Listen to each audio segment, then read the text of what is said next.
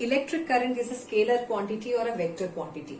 Before knowing about this, first let us know the meaning of scalar quantities and vector quantities. Scalar quantities are those physical quantities which are described in terms of their magnitudes only.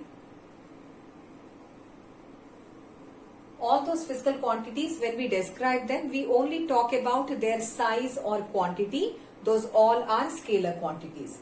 Say for example, distance is a scalar quantity.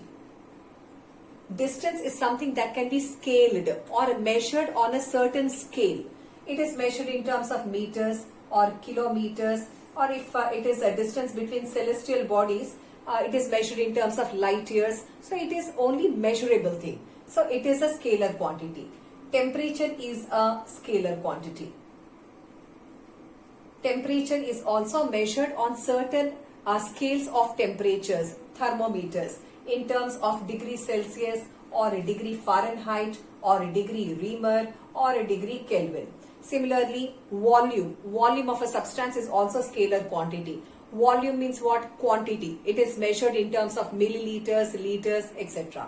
So those all physical quantities which are described in terms of magnitudes only, they are called scalar quantities.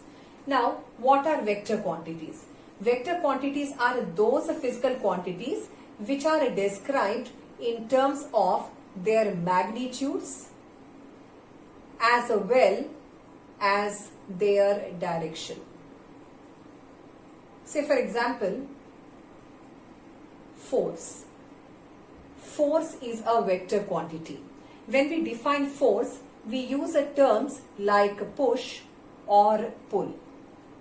Push means, say for example, 5 newtons of force in a certain direction.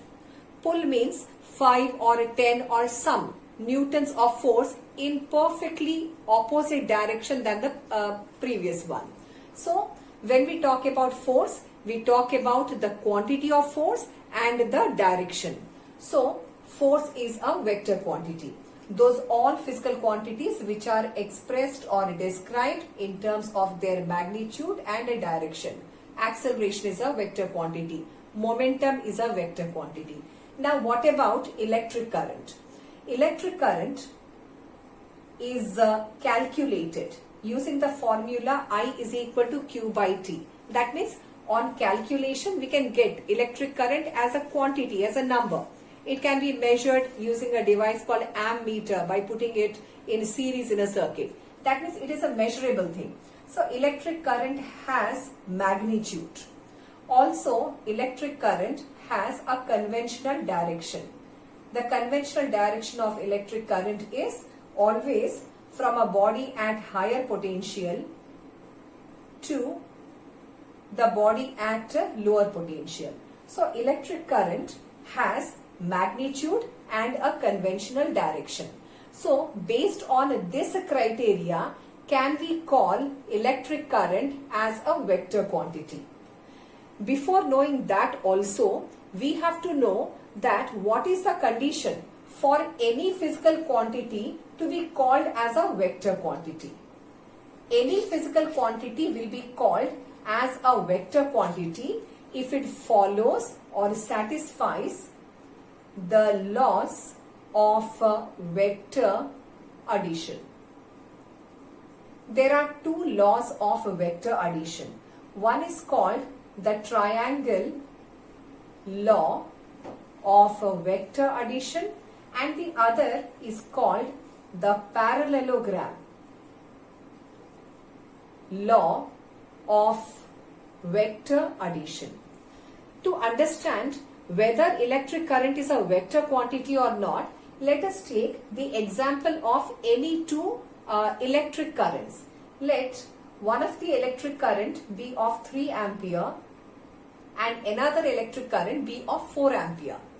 If these 2 meet at a junction, the resultant of the 2 electric currents that meet at a junction, if that resultant amount of electric current is equal to the electric current, the total electric current that we get by using the circuit laws, that means Kirchhoff laws.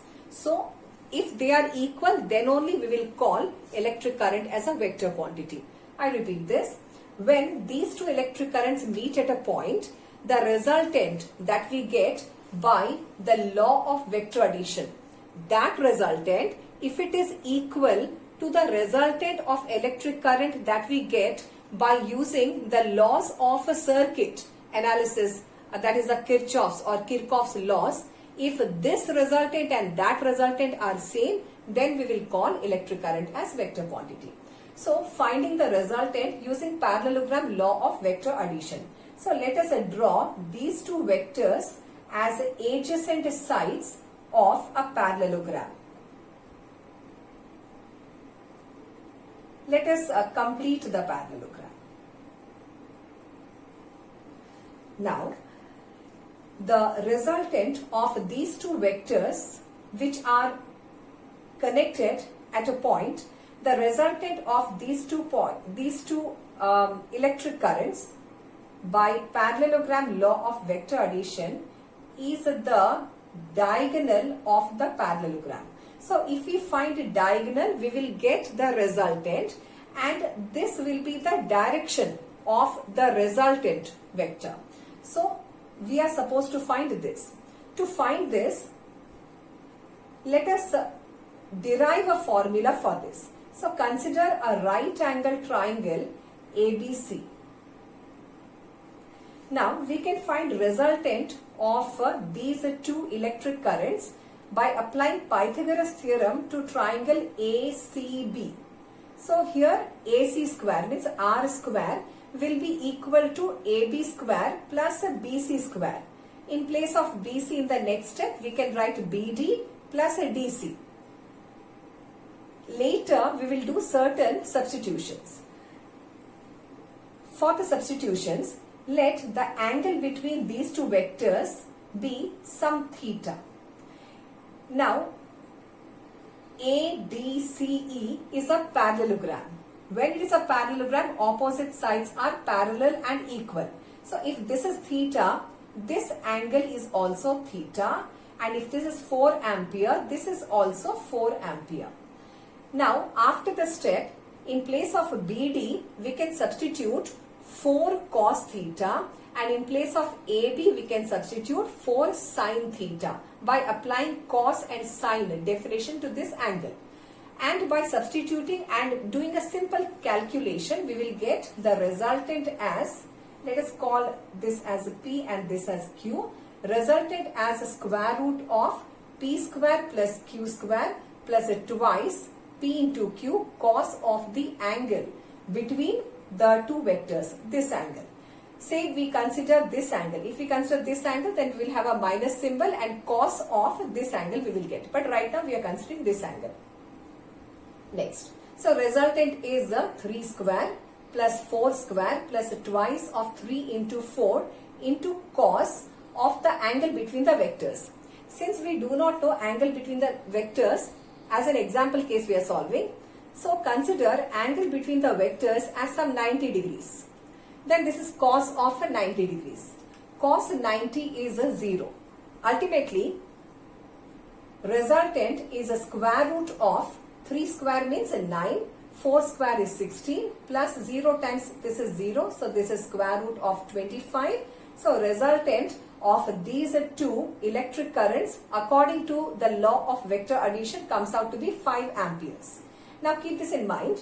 The resultant by law of vector addition should be equal to the resultant of electric current that we get by using the Kirchhoff's laws of electric current. The Kirchhoff's laws or Kirchhoff's laws are used to find electric current, total electric current or electric current in a wing and electric voltage in a circuit.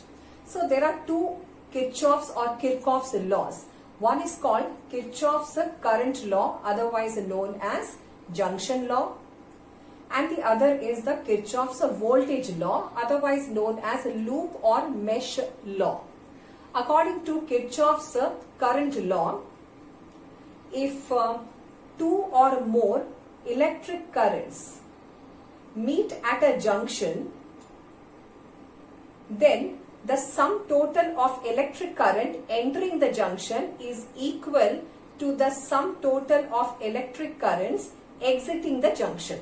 That means the total electric current at the junction is conserved or it is zero.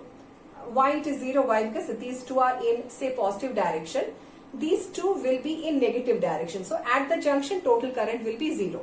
So according to Kirchhoff's laws, the sum total of electric currents entering the junction should always be equal to the sum total of electric currents exiting the junction. So this is KCL, Kirchhoff's current law. According to voltage law, the total voltage in a circuit is always conserved or zero.